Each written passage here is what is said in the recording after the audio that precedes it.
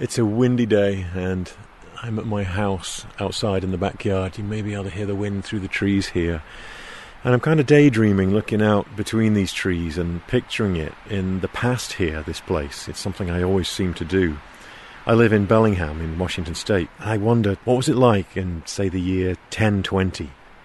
What did this place look like 1,000 years ago? So here it would have been giant trees everywhere and wildlife like grizzly bears, eagles, orcas, salmon. I also love thinking about stories from those times because in my heart I'm a storyteller.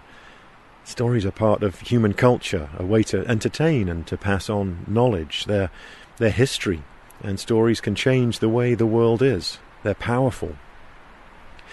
Between the trees I can see the ancestral home of the Lummi Nation, the original Native American inhabitants of this area.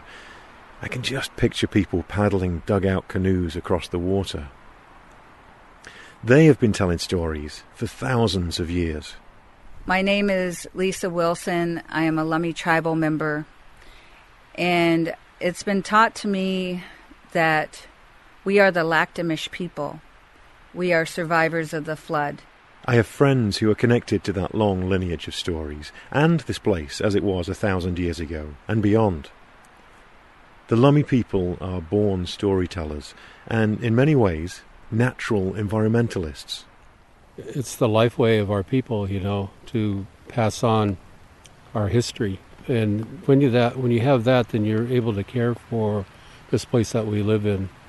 Today, we'll explore the power of stories from the wild, and those who have been telling them for the longest. How stories remind us about the past, and just as importantly, what they can teach us about the future. And even how stories can help defend the wild.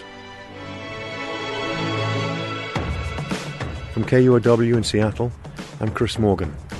Welcome to the Wild.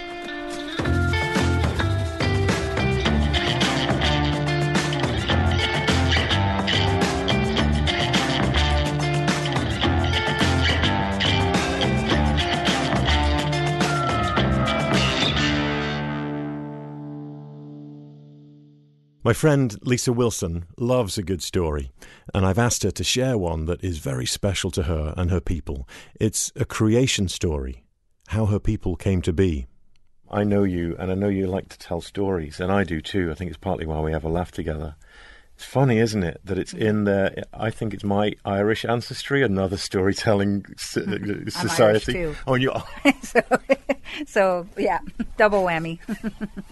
You get it from both sides. Yeah. That explains it. Yes. I'd forgotten about your Irish roots too, yeah. Lisa is a Native American member of the Lummi Nation here on the coast of Washington. And like me, she has a bit of Irish in her too. She's about to tell me the creation story, and she becomes quite serious, because for the Lummi and all the Coast Salish people, it's an important one to get right. In their culture, stories are sacred. She tells me there are many she has not even been told yet. I don't know all of the stories, and I'm still learning, but the stories that I remember from my own version is the flood story. We are the survivors of the flood, and it's always been told to me that the word for that is Chush Chishkwalachan Siam, and that means we are the survivors of the flood. Lisa is careful to tell me that this is her memory of the ancient Lummi story. A person in our village, he got warning that there was going to be a big flood. He came to the village to warn the people that we are in for a big flood and that we need to prepare. We needed to build canoes that would sustain this big flood. But in this canoe, we needed to make sure that our youth was going to be in that canoe because they were our future. But we also needed to put in that canoe what our youth and our children needed in the future. So we gathered those things and we tied the canoes together. We put the supplies that we needed into the canoes. And all of a sudden the rain started happening just like the warning. And it rained for many days and many nights, and they could no longer see land. The people were in their canoes for a long time before the rain stopped. Finally it did, and the flood subsided, and as the water dropped, it revealed the land once again. They set up their villages with long houses and started to gather food. Groups of people headed out to gather ducks in one area, some gathered salmon in another, others for oysters and shellfish and octopus. They started to spread further apart and settle in different areas. So the oldest person in the village started to worry that we were not going to be one people. So he gathered the people together. They all brought their foods and had a dinner to discuss how they were going to evolve as a people. And so they came up with that, we can separate as a people, but we are the Lactamish people. We are the survivors of the flood, and we cannot forget that. So they told the people that if they spread off and they rename who they are, they need to keep the ish at the end, and that will identify who we are. So, we had the Duwamish, we had the Swinomish, we had the Samish, we had the Skokomish, and those are the people that separated, but we always knew that that was who our people were.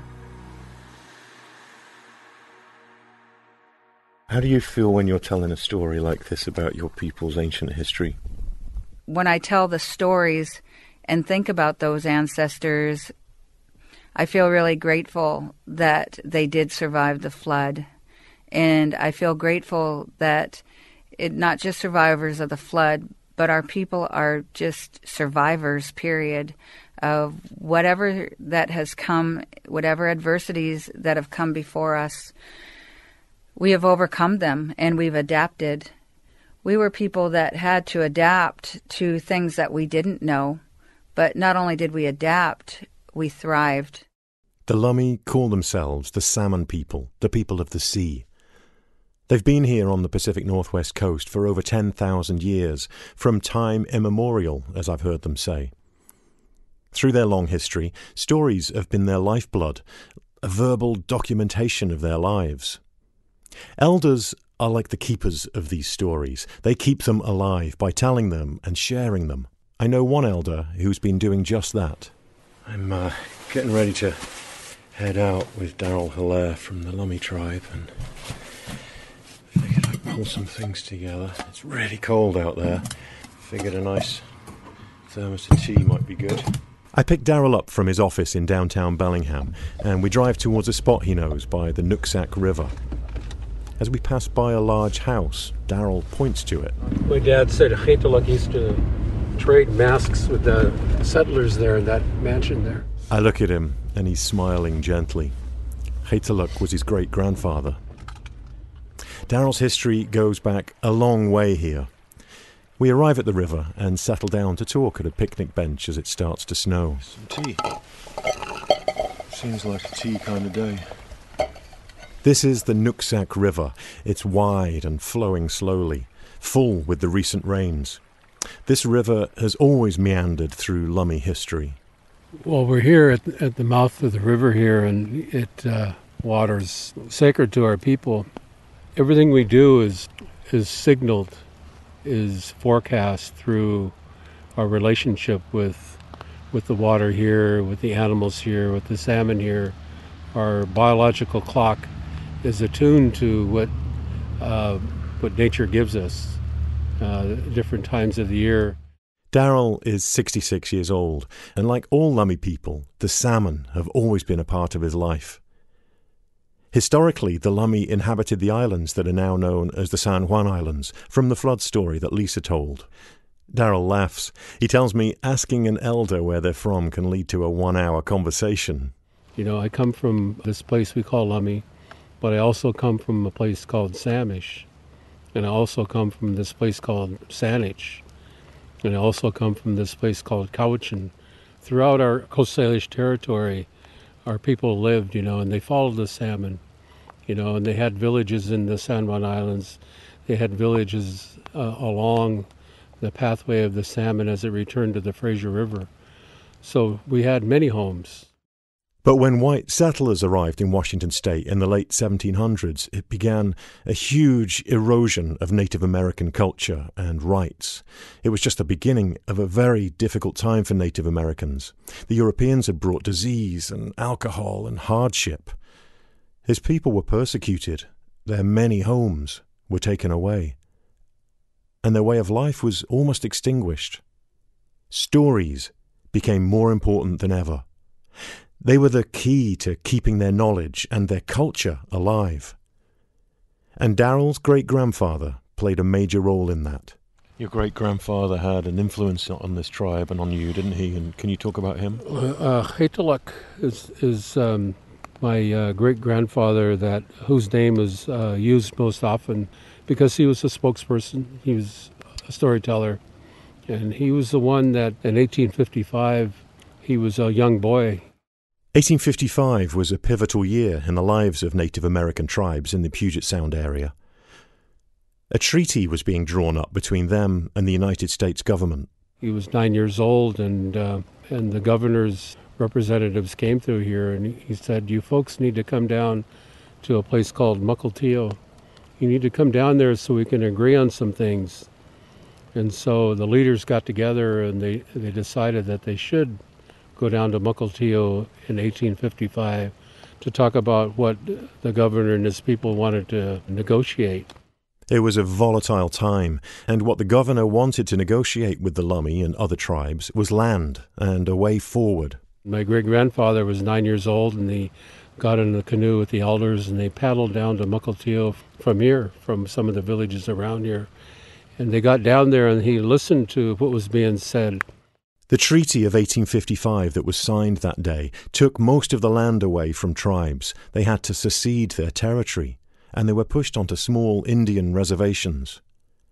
They did retain some of their rights, including their right to fish. He and 9 other young boys were there as witnesses. The elders are really deliberate in bringing these young boys down there to be the tape recorder for the proceedings. So he carried what was said in his heart for the rest of his life. On through the early 20th century, Native American life continued to be threatened. Their spirituality was outlawed. Daryl describes times when tribal members were being arrested for practicing their beliefs, and even for telling their stories. All of it influenced his great-grandfather. Haytaluk grew up knowing that their way of life was literally being taken away. So what did my great-grandfather do? He got everybody dressed up and painted up, and he went out into the road and says, here I am, come and get me, and they didn't arrest him or anything because he had such a powerful voice of unity, a powerful voice of creating understanding amongst the people, that the people enjoyed what he was doing, so they had no say. Haytaluk understood the power of story and performance, so in the early 1900s he created a dance and storytelling group and took performances on the road to share their language and songs and their dances with the newcomers in a positive way, to remind them who the Lummi people were and what they stood for, to invite unity. The group included Haytaluk's grandchildren, and he named it the Children of the Setting Sun. Their stories and dances reached people all through the Pacific Northwest until Haytaluk passed away at the age of 98.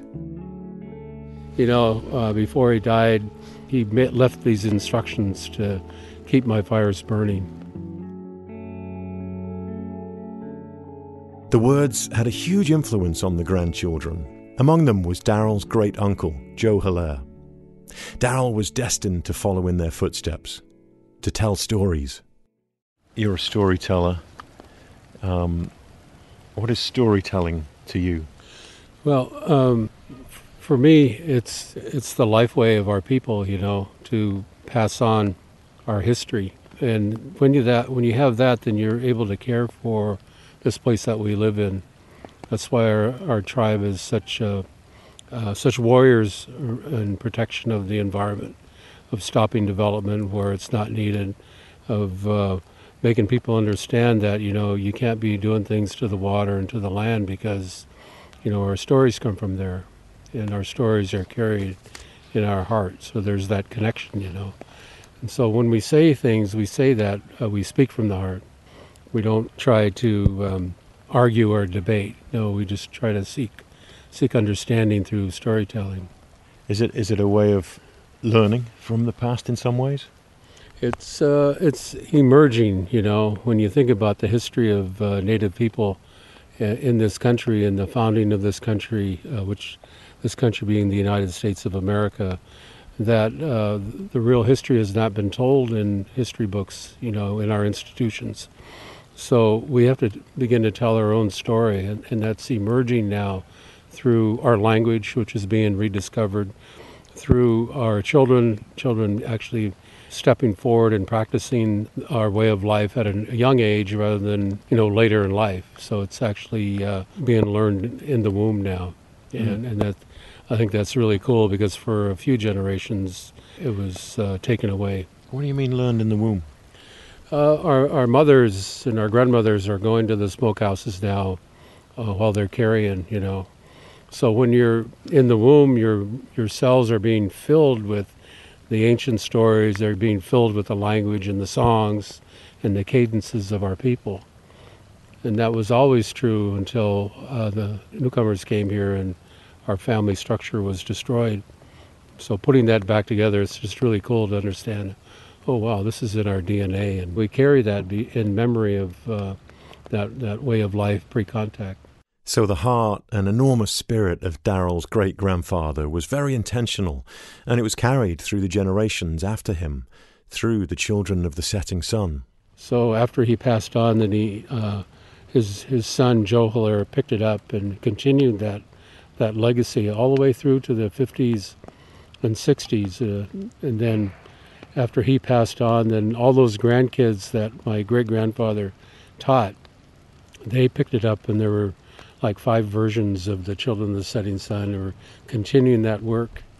And they did right up until a lot of them had passed now. But they just followed the instructions of my great-grandfather to go out and remind the people that were still here. Through the generations, Daryl's family and others like them were carrying stories that were having impact through each of the decades. And we fought back from that through self-determination in the 60s and affirming our right to harvest salmon in the 70s, and then fighting for the right to govern ourselves, and the self-governance movement in the 80s and 90s got us to here, Daryl's great-grandfather and his descendants were there through it all. Stories certainly help define a culture, even help a culture survive and win, for people and planet. When we come back, the salmon people fight big business, head on.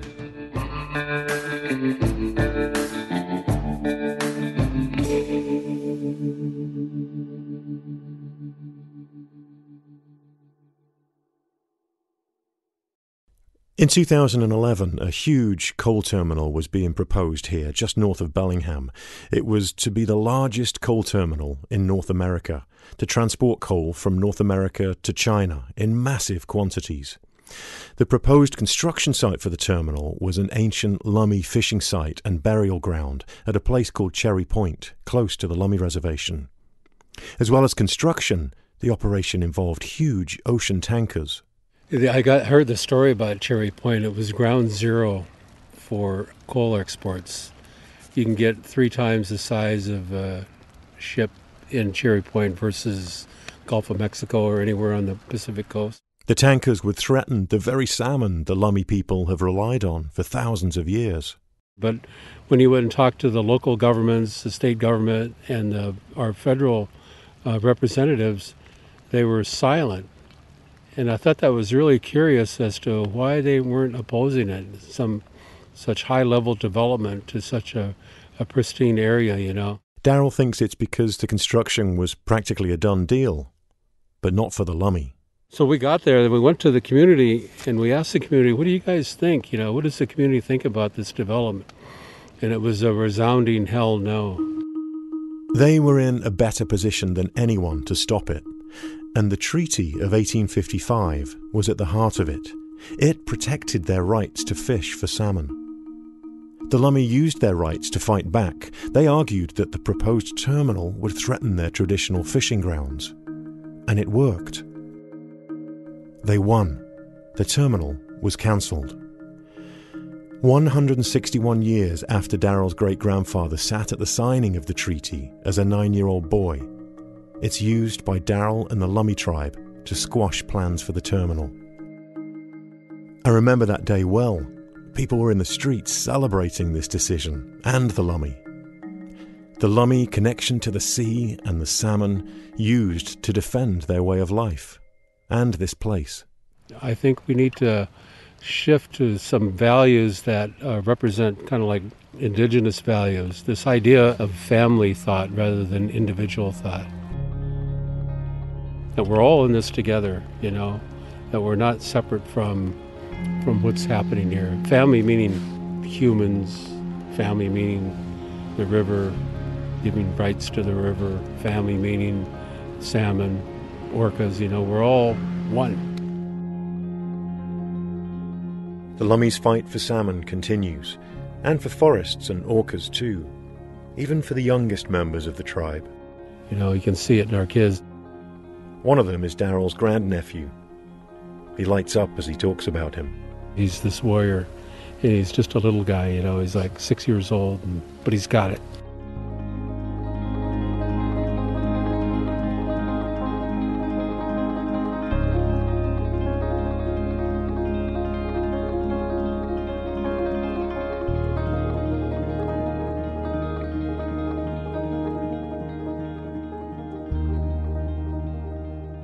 Do you, I got to ask you, do you have a favourite species, a favourite animal? What are you drawn to? Well, our family's the bear. Our family, insignia is the bear. That makes me happy. Yeah. I didn't know that. Yeah. What are the traits of the bear that might be significant to your family and your great-grandfather? Strength of spirit. It's physical strength. It's strength of caring for its young ones. You know, that's what stands out to me the most is strength. Having strength. In the spirit of his great-grandfather, Daryl has continued to bring stories of the Lummi people to life.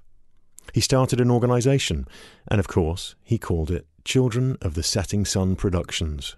I like to tell people Children of the Setting Sun is 4 years old as a company, but it's been around 110 years.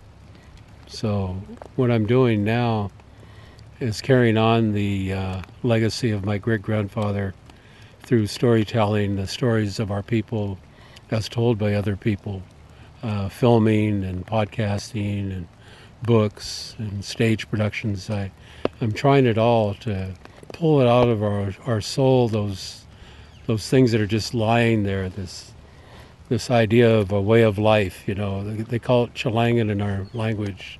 Our way of life is being shared with others. And that's what I'm doing, you know. It's a beautiful life way. It's a life way that can't be found, you know, commercially or in a book or in a movie, you know. It's got to be felt. And that's my intention, is to create a feeling, not a thinking. What is that feeling? At the end of the day, it's love for a place. It's love for the people of this place. It's strength from this place that can be built upon. And it's not about me, though. It's about those behind me, you know, that are coming up. The ancient Lummi creation story that Lisa told me earlier about the huge flood and how children were saved in canoes, she says that the lessons from that story are more important today than ever before. We are the survivors of the big flood. And so people my age, for me, I feel that sacred obligation to our ancestors to carry those stories forward for our future generations. And I also feel that obligation because we've adapted as a people to figure out what that is that our children need in their canoes today. So that is what I feel, is that I am just, you know, the middle person gaining the knowledge from the ancestors and instilling that, teaching our children today of what they need for their future generations, and also carrying on that it is their sacred obligation as well to carry that on to their future generations.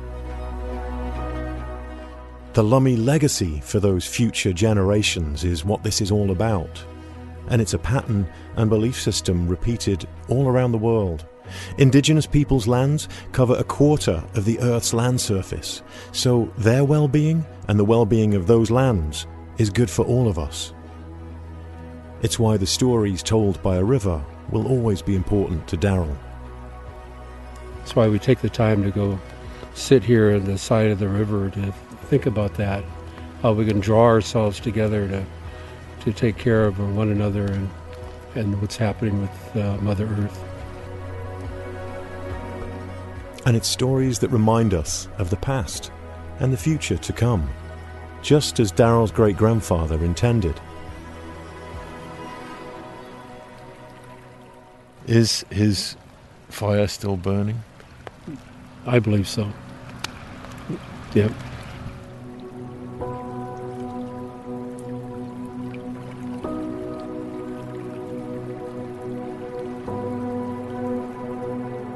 Who are those guys? 4 river otters. Oh my goodness, if there was ever perfect timing. You can be thankful for that. Yeah. That's cool. Wow, that's like they came to us then, just with this sure whole did. Yeah. conversation we were having. Pretty chubby too, aren't they? They were. They were, yes, super fat. That was perfect.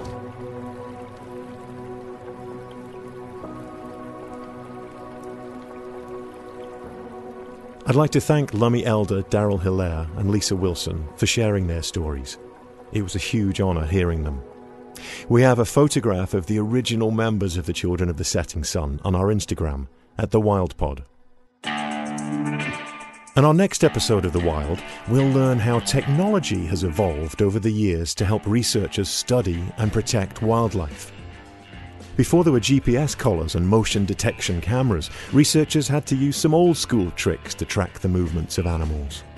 You used a string and a part of a hanger, and you had the hanger attached to the string and the string attached to a piece of bait, and then the animal would come and pull on the bait, which would cause the string to pull and cause the hanger to depress and take a photo.